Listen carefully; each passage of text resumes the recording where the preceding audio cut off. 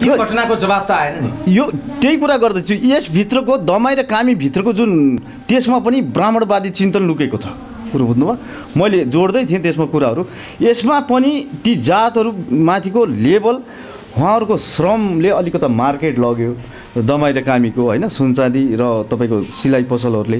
त्यही भएर आर्थिक र शैक्षिक लेभल उठे तापनि अझै के भइदियो भन्नुहुन्छ भने दलितमाथिको सबैभन्दा टपमा बिक, त्यसपछिको दमाई, त्यसमा पनि अभियन्ताका रूपमा ती दुईटै वर्ग अगाडि गएका छन् र ती दुईटै वर्गले रूपान्तर चाहेका छैनन्। फेरि मात्रै सञ्जाल हजारौँ भइसकेका छन् र मैले केशवजीसँग पनि सल्लाह गरेको छु र अब केन्द्रीय कमिटी छुट्टै बनाउनुपर्छ र अब वादी जाति कहाँ छन् तिनलाई खोज्नुपर्छ र वादी जातिलाई न्युज पोर्टल अनलाइनले चाहिँ यहाँ के हालेको छ भन्दाखेरि दलित भित्रै विभेद, सानो जात भन्दै विश्वकर्मा परिवारले परियार थर्की बुहारीलाई काजक्रिया सँगै राखेन भनेको छ।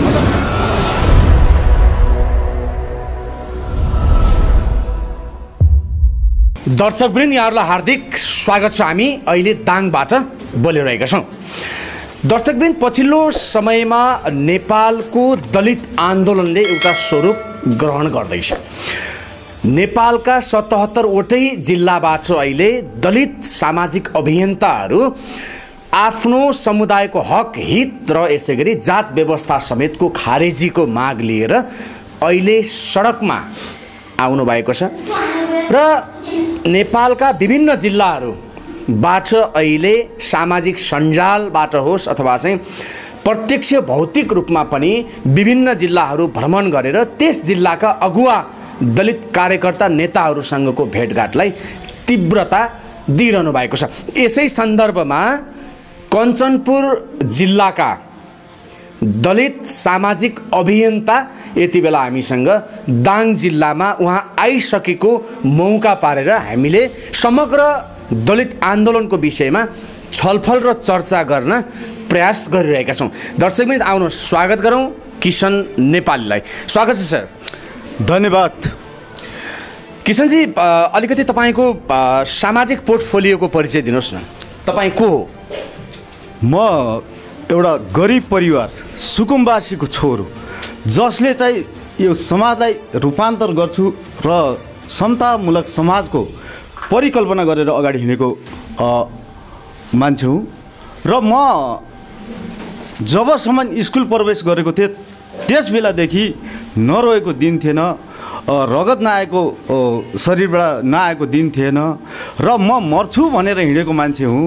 र सडनली एकजना साथीको दाइले बुर्सुलीको किताब लिएर आउनुभएको थियो।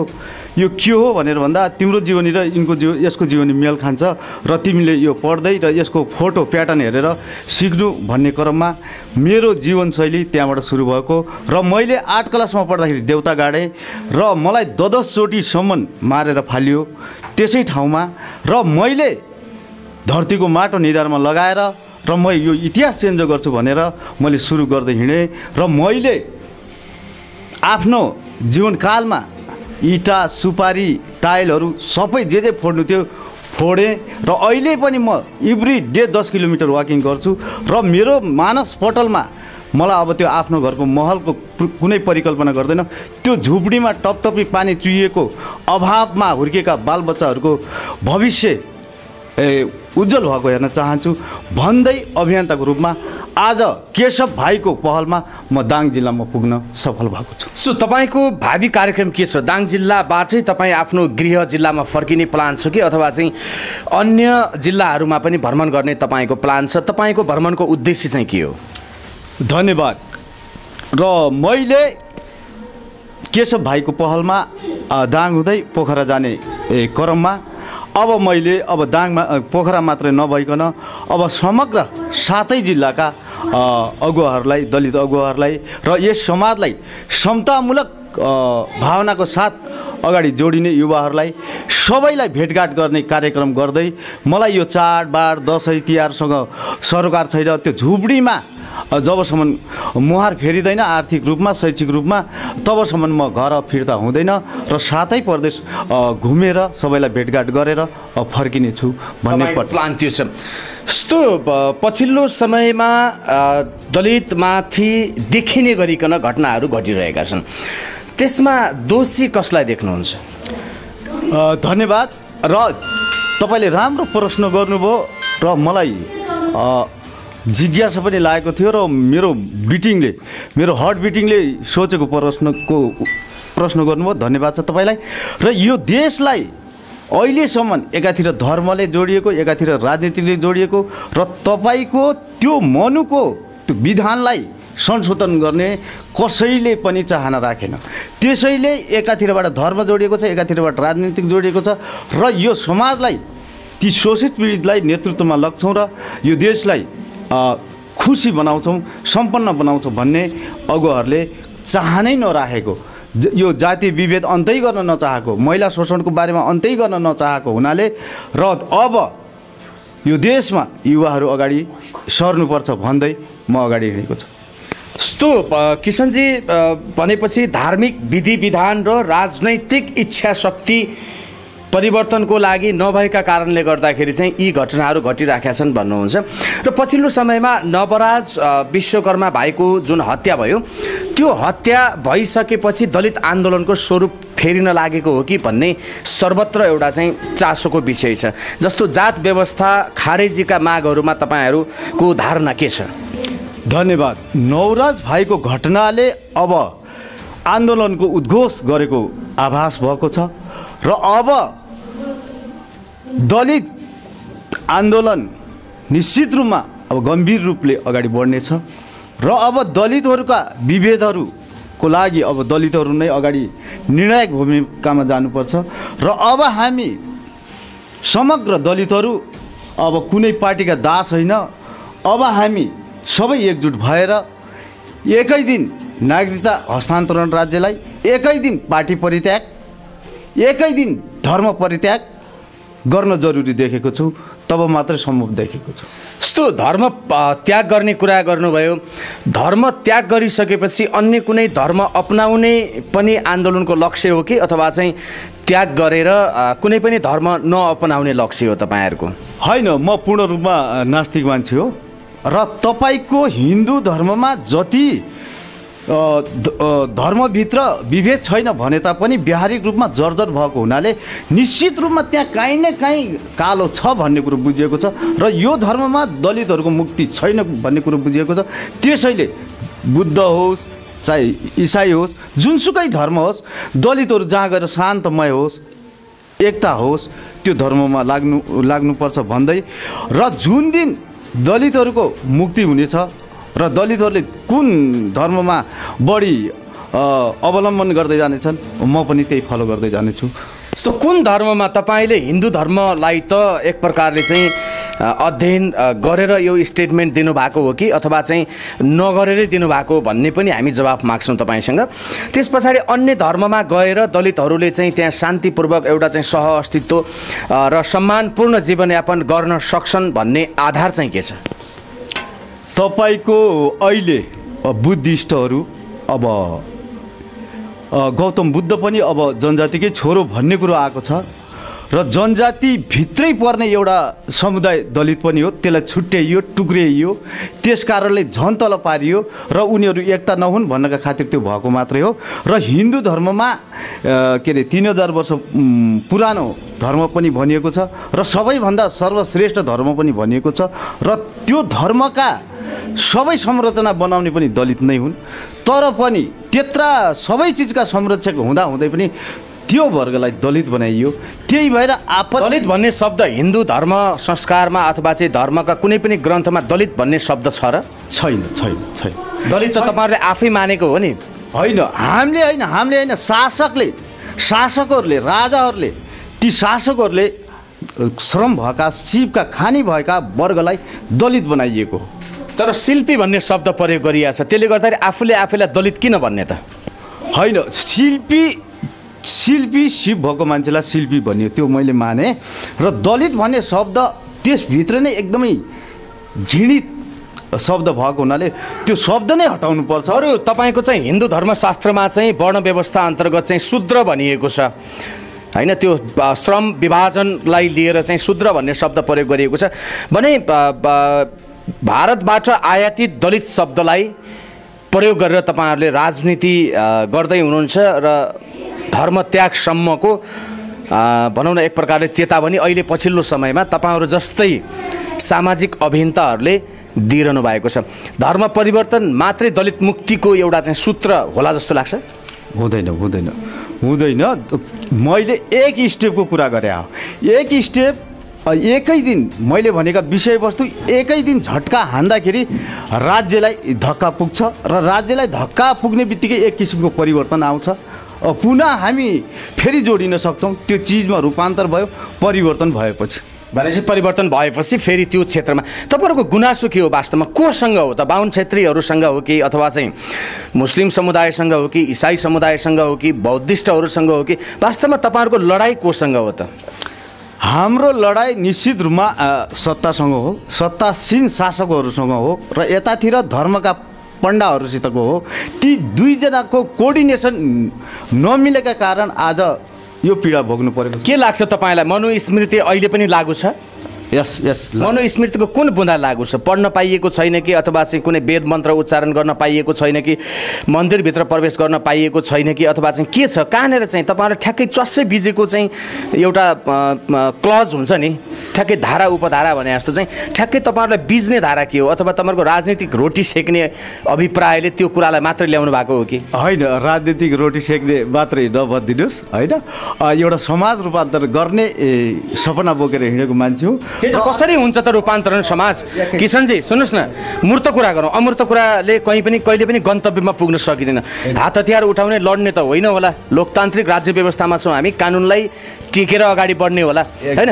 ठ्याक्कै कहाँनिर हो असहमति, कोसँग हो होइन? कसरी चाहिँ परिवर्तन हुन्छ त? 1 2 3 यो बुँदा गरेपछि परिवर्तन हुन्छ भनेर भनिदिनुहोस् न हामीलाई, कृतार्थ बनाइदिनुहोस् न प्लिज। तपाईँको के देखियो भन्नुहुन्छ भनेपछि समाजमा यो देशमा शोषित पीडितमाथि देखाउने दाँत एउटा भइदियो, छपाउने दाँत एउटा भइदियो। त्यो कारणले गर्दाखेरि मानव बीचमा मूल कारण राज्य सत्ता र धर्म नै हो। हेर्नुहोस्, राज्य सत्ता र धर्म नै हो। र अब जुन वर्ग श्रम र शिवका खानी हुन्, जसले यस समाजलाई टिकाएर राख्यो, त्यो वर्गलाई अपमानित अपहेलित बनाएर राखेको छ र संसारले अब हेर्दैछ।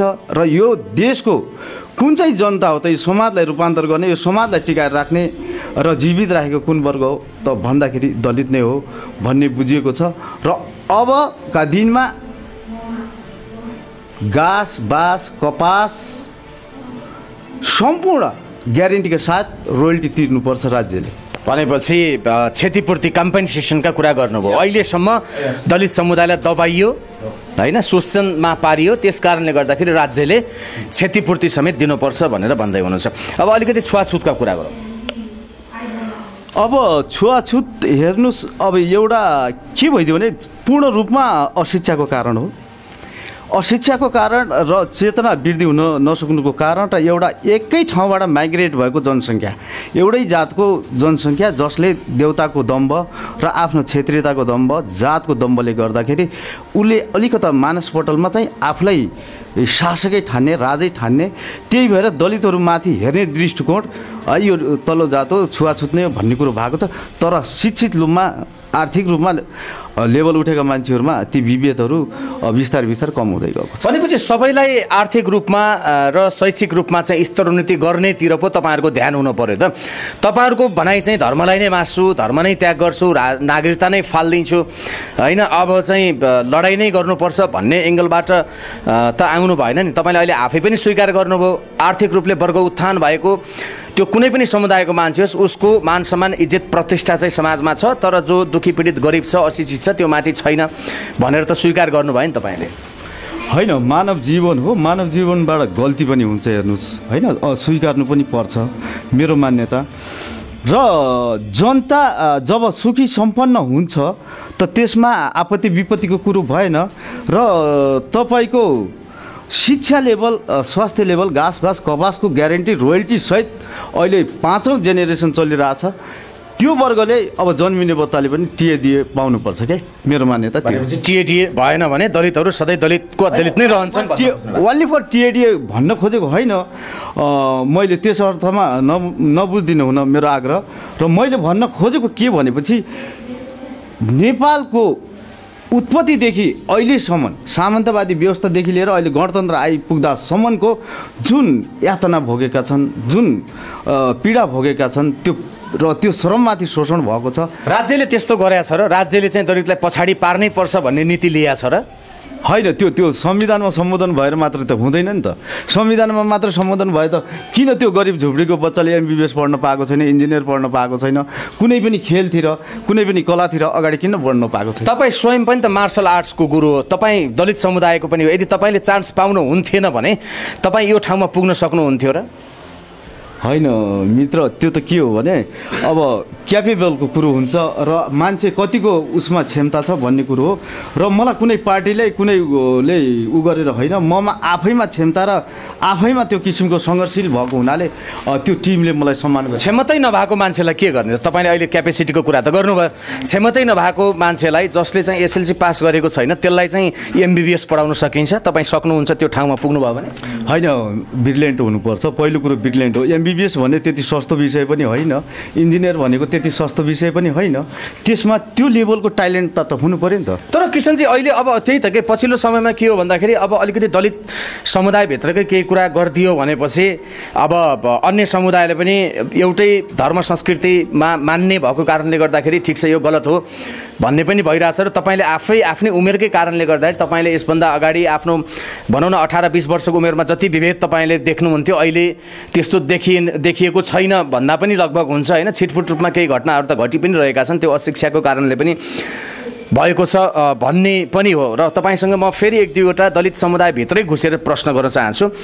दर्शकवृन्द, यो नयाँ पत्रिका यो कुनै अन्य अविश्वसनीय अनलाइन झोले अनलाइनले हालेको होइन। नयाँ पत्रिका नेपालको रेपुटेड न्युज पोर्टल अनलाइनले चाहिँ यहाँ के हालेको छ भन्दाखेरि दलितभित्रै विभेद सानो जात भन्दै विश्वकर्मा परिवारले परियार थर्की बुहारीलाई काजक्रियासँगै राखेन भनेको छ। मतलब कामीले दमाईमाथि विभेद, दमाईले सार्कीमाथि, सार्कीले चमारमाथि, भित्रै तपाईँको चाहिँ विभेद चाहिँ हुने, छुवाछुतै हुने। तपाईँको हेर्नुहोस् त क्रियामा समेत बुहारीलाई अलग राखेको यो विश्वसनीय न्युज पोर्टल हो नयाँ पत्रिका। म तपाईँलाई प्रश्न देखाइरहेको छु। यी घटनाहरू भइरहेको अवस्थामा तपाईँहरूले आफ्नो भित्रैको कुरालाई चाहिँ मिलाउन नसक्ने अनि अन्य समुदायले चाहिँ ठिक छ बिस्तारै हामी परिवर्तन पनि हुँदैछौँ, तपाईँहरूका मागहरू के छन् ठिक छ भनेर संविधानमा पनि मलाई लाग्छ दलित समुदायले त पक्कै लेखेन संविधान, अन्य समुदायले पनि लेख्या हो, प्रतिनिधित्व थियो होला तर पनि बहुसङ्ख्यक त अन्य समुदाय नै थिए। त्यसले गर्दा राज्य सत्ताले र कुनै पनि राजनैतिक दलले कुनै पनि व्यक्तिले चाहिँ अहिले खुलेर आएर चाहिँ नेपालको प्रचलित कानुनलाई नै बर्खिलाप हुने गरिकन त्यस्तो अभिव्यक्ति दिन सक्ने अवस्था पनि छैन भने यो घटनालाई तपाईँले कसरी हेर्नुहुन्छ त? जस्तो छुवाछुत भयो, छुवाछुतकै कारणले गर्दा अपमान भयो, अपमान भएकै कारणले गर्दा छोरीबेटी चलेन भन्ने कुराहरू छन्। किनभने एउटा घटनाले त धेरै कुरालाई प्रभाव पारेको हुन्छ। त्यसले गर्दा दलित समुदायभित्रै कहिले सुध्रिने त तपाईँहरू चाहिँ? कहिले चाहिँ कामीले दमाईलाई बहिष्कार गर्ने, दमाईले सार्कीलाई, सार्कीले चाहिँ अन्य डोम चमारहरूलाई बहिष्कार गर्ने? तपाईँहरू भित्रै एकता छैन भने तपाईँहरूले बाहिर कसरी चाहिँ अन्य समुदायसँग हक अधिकारको लागि चाहिँ लड्न सक्नुहुन्छ? यो प्रश्न अहिले राष्ट्रव्यापी भएको छ। किसनजी जवाब के छ? धन्यवाद। अब म मर्माक भएको छु यी विषयमा र यो विषयमा के रहिदियो भन्नुहुन्छ भनेपछि अब सानो विषयलाई ठुलो विषय बनाइएको र हामी दलितभित्रै पनि एउटा सङ्कीर्ण भावना, त्यसैले अहिले दमाई र कामीको मात्रै सञ्जाल हजारौँ भइसकेका छन् र मैले केशवजीसँग पनि सल्लाह गरेको छु र अब केन्द्रीय कमिटी छुट्टै बनाउनुपर्छ र अब वादी जाति कहाँ छन् तिनलाई खोज्नुपर्छ र वादी जातिलाई अनपढै भए पनि संयोजक बनाउनुपर्छ र हामी तल बसेर एउटा अभियन्ताको रूपमा अगाडि बढ्नुपर्छ र यो बडा जर्जरपूर्ण, किनभने घरभित्रको लडाइँले बाहिर तमासा भएको छ र त्यही भएर मर्माक भएर पनि म अब अभियन्ताको रूपमा अगाडि हिँडिरहेको छु र धेरै मान्छेहरू अब मेरो पछाडि पनि पढ्नु भएको छ र तपाईँ एक्लै हिँड्ने, हामीलाई साथै नलैजाने भन्ने कुरो गर्नुभएको छ। जवाब त उल्टो आयो नि किसनजी, जवाब त यसको स्पष्ट जवाब त आएन नि। तपाईँ राष्ट्रिय मिडियाबाट बोल्दै हुनुहुन्छ, यो घटनाको जवाब त आएन नि। यो त्यही कुरा गर्दैछु, यसभित्रको दमाई र कामी भित्रको जुन त्यसमा पनि ब्राह्मणवादी चिन्तन लुकेको छ।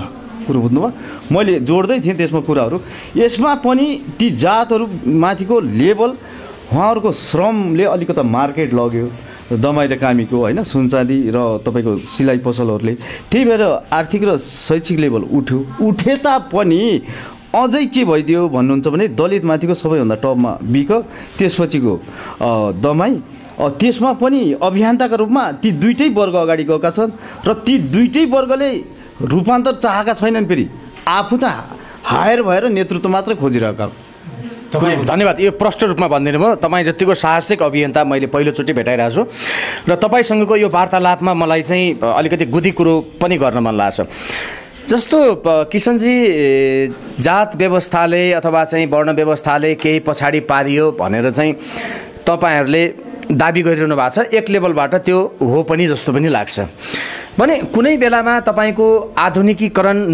नभएको बेलामा कृषिमा तपाईँको चाहिँ आधारित राष्ट्रको चाहिँ भनौँ न उत्पादकत्व होइन भइराखेको बेलामा त इन्जिनियर वैज्ञानिकको रूपमा त दलित समुदाय शिल्पी समुदायले काम गरे हो नि जस्तो जुत्ता बनाउनु कपडा सिलाउनु फेसन डिजाइनका मान्छेको सौन्दर्य तपाईँको चाहिँ बढाउने गहनाहरूले सिँगार्नु मूर्ति बनाउनुदेखि लिएर सबै त भएको हो नि भनेपछि फेरि तपाईँहरू पछि परि भन्नुहुन्छ तपाईँहरूले आफ्नो पेसालाई दिगो सस्टेनेबल बनाउनु अर्कालाई गाली गरेर मात्रै हुन्छ तपाईँ एक लेभलमा माथि आउन हुने अरू दलित आउन चाहिँ किन नहुने त धन्यवाद हेर्नुहोस् है म आफू पनि दलित भएको हुनाले मैले धेरै पीडाहरू तपाईँलाई अगाडि सारेँ होइन मलाई तपाईँको साथीले जन्तीमा बोलाइसकेपछि खाना खाँदाखेरि डुम भनिसकेपछि मैले बेहुलालाई बोलाएर अनि त्यसको माला चुटालेर त्यसको कान मानेर त्यसको बुवालाई हानेर त्यो भाँडाहरू छोएर अर्को खसी काट्ने बनाइदिएको छु हेर्नुहोस् मन्दिरमा छुवाछुत भयो भन्ने बित्तिकै म तुरुन्तै पुगेर पुजारीलाई पिटेको छु हेर्नुहोस्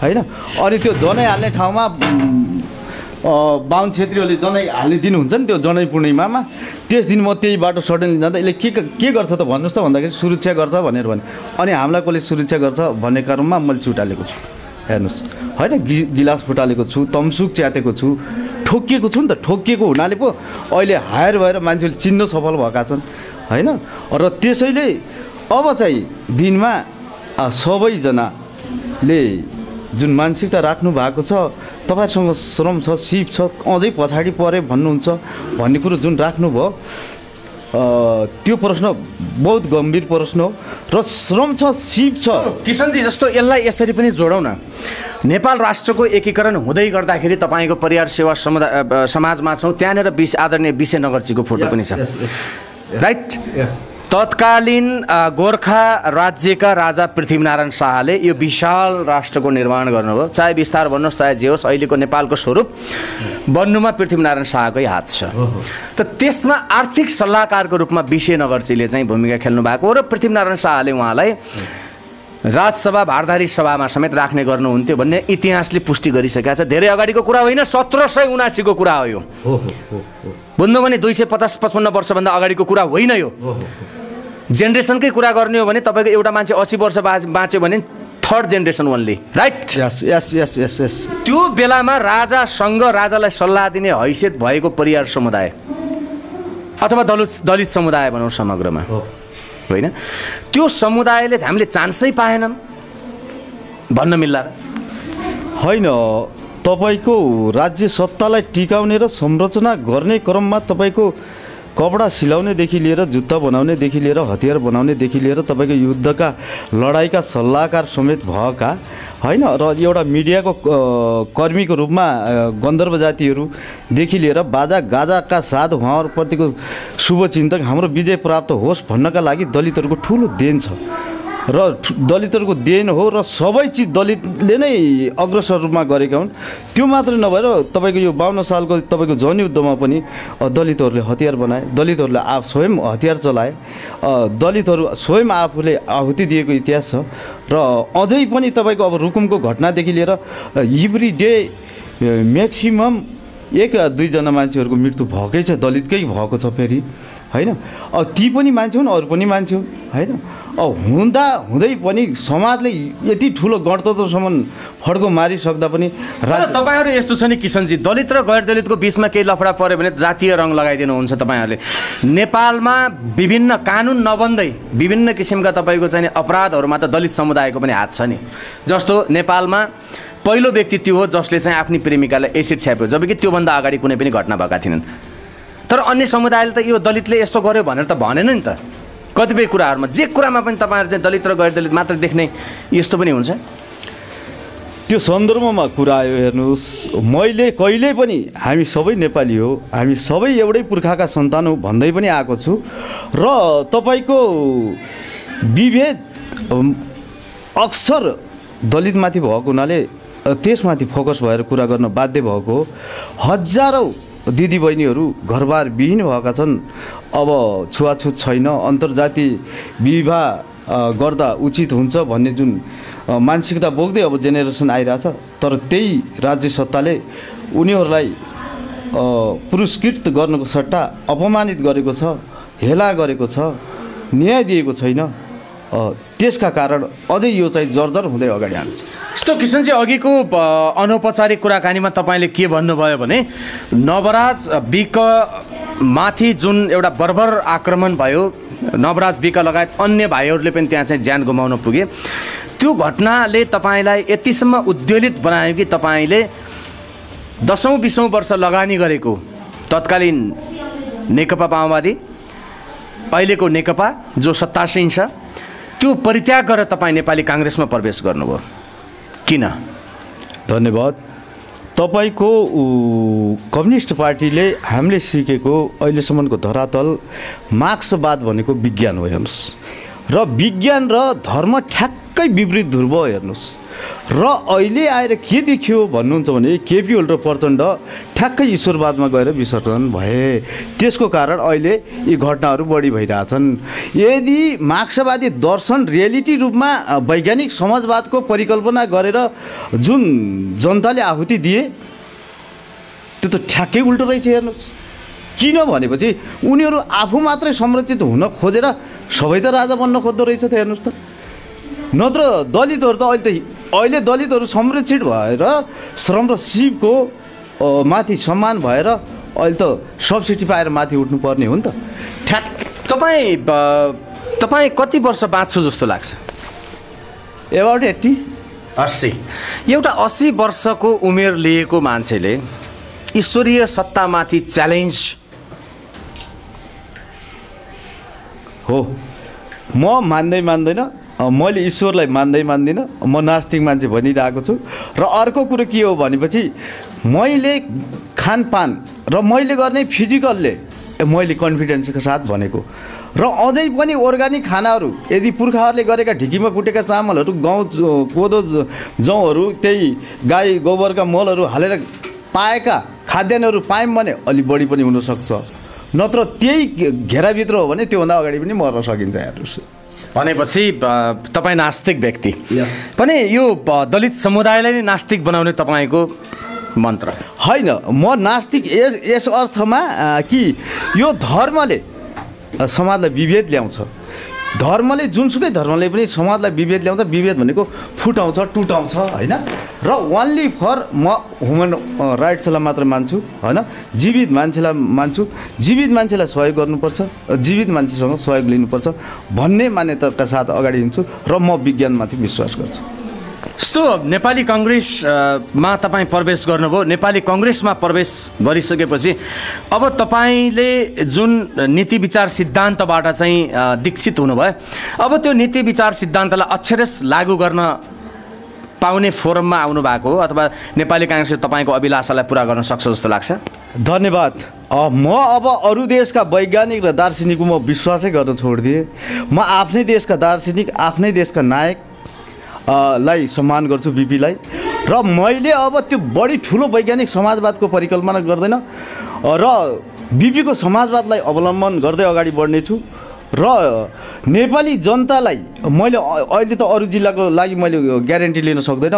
र म मेरो क्षेत्रको म अहिले नेपाली काङ्ग्रेसको प्रवक्ता हो होइन र मैले बोल्ने भाषा अब नेपाली काङ्ग्रेसको हुनेछ र अब झुपडीबाट भूमिहीनबाट सुरु गर्नेछ भनेर मैले मेरो क्षेत्रबाट भन्दै हिँडेको छु र हिजोको दिनमा के अरे जनयुद्धमा आहुति दिएका ती शहीदहरू माओवादी कम्युनिस्टको लागि होइन यो देशका लागि दिएका हुन् भन्दै हिँडेको छु र तपाईँहरूलाई नेपाली काङ्ग्रेसले जित्ने बित्तिकै तपाईँहरूलाई दिनुपर्ने पहिलो सुविधा तपाईँहरूबाट सुरु गर्नेछौँ भनेर म पनि प्रतिबद्धता नेपाली काङ्ग्रेसले गर्दै आएको छ र अब अहिले के अरे नेकपाले निकै ठुलो फुर्तीफार्ती लागेको छ र हामीले ठुलो विकास गऱ्यौँ भनेको छ यी बाटाघाटा सङ्घ संस्था जुनसुकै चिजहरूको शिलान्यास नेपाली काङ्ग्रेसले गरेको हेर्नुहोस्। यस्तो के फिल गर्नुहुन्छ तपाईँले? अब अलिकति फेरि सामाजिक चर्चा गरौँ र हामी कार्यक्रमको अन्त्यतिर पनि आइरहेछौँ।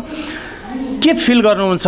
दलितहरू एक्लै छन् जस्तो लाग्छ कि दलितहरूमाथि भएका विभिन्न प्रकारका जो तपाईँहरूले आवाज उठाउँदै आइरहनु भएको छ त्यो समतामूलक समाजको निर्माण गर्नका लागि चाहिँ अन्य समुदाय पनि साथसाथमा छन् जस्तो लाग्छ कि यहाँलाई? होइन, दलितहरू एक्लै छन् जस्तो लाग्छ? होइन, अरू समुदाय पनि छ नि जसले मानव जातिलाई ध्वस्त भएको हेर्न चाहने वर्ग पनि त छ नि होइन। त्यसैले अब के अरे यो समतामूलक समाजको लागि एउटा दलित आन्दोलन मात्रै निर्णायक भूमिकामा जान्छ भन्ने होइन। अब युवाहरू, महिलाहरू होइन र दलितहरू, जनजातिहरू अब एक ढिक्का भएर निर्णायक आन्दोलन गर्ने तयारीमा पनि भएको मैले आभास गरेको छु। तपाईँ त्यो यस्तो पछिल्लो समयमा चाहिँ अलिकति उग्र जातीयवादी सङ्गठनहरूको चाहिँ नेपालमा भूमिका पनि बढिरहेको अवस्था छ, जस्तो मङ्गोल नेसनल अर्गनाइजेसनका कुराहरूदेखि लिएर होइन अन्य धेरै बढिरहेका छन्। उहाँहरूको दाबी के छ भन्दाखेरि दलित समुदाय पनि मङ्गोलियन समुदायभित्रको हो भन्ने दाबी छ। के हो? एक्ज्याक्टली मलाई पनि त्यो विषयमा थाहा थिएन। अब गर्दै जाँदा, भोग्दै जाँदा, पढ्दै जाँदा, हेर्दै जाँदाखेरि ती चिजहरू हो र जनजातिभित्रैको एउटा जात रहेछ र त्यो अझै मेहनती पौरखी शिवको धनी भएको रहेछ। त्यो शासकहरूले त्यो जातलाई अझै तल बनाइदिएपछि हामीले आफ्नो सत्ता टिकाउन सक्छौँ र हामीले हाम्रो शासन टिकाउन सक्छौँ र यिनीहरूलाई हमेसा दास बनाउन सक्छौँ भन्ने कुरा मैले आभास गरेर मैले त्यो अध्ययनमा पनि। यो रिसर्च बेस्ड तपाईँको चाहिँ स्टेटमेन्ट हो कि सर्फेसियल स्टेटमेन्ट हो? रिसर्च नै हो मेरो। रिसर्च कहाँनिर कहिले गर्नुभयो तपाईँले रिसर्च? मैले साथीहरूसँग त्यो कोअर्डिनेसन, त्यो आन्दोलन र त्यो विश्लेषण, त्यो धर्मको बिचबाट निस्किँदाखेरि सबै चिजको कम्बिनेसन मिलेर हेर्दाखेरि निश्चित रूपमा अहिले मलाई ठ्याक्कै याद छैन कुन चाहिँ मङ्गोलियन अभियन्ता उहाँको दर्शन, उहाँले बोलेका चिजहरूबाट पनि मैले धेरै चिजहरू पाएको छु। भनेपछि तपाईँको आफ्नो स्टडी होइन, कोअर्डिनेसनबाट अन्यले भनेका कुराहरूलाई तपाईँले अक्षरश अहिले विश्लेषण गर्दै हुनुहुन्छ? यस। तपाईँको विश्लेषणमा कति % सत्यता छ त?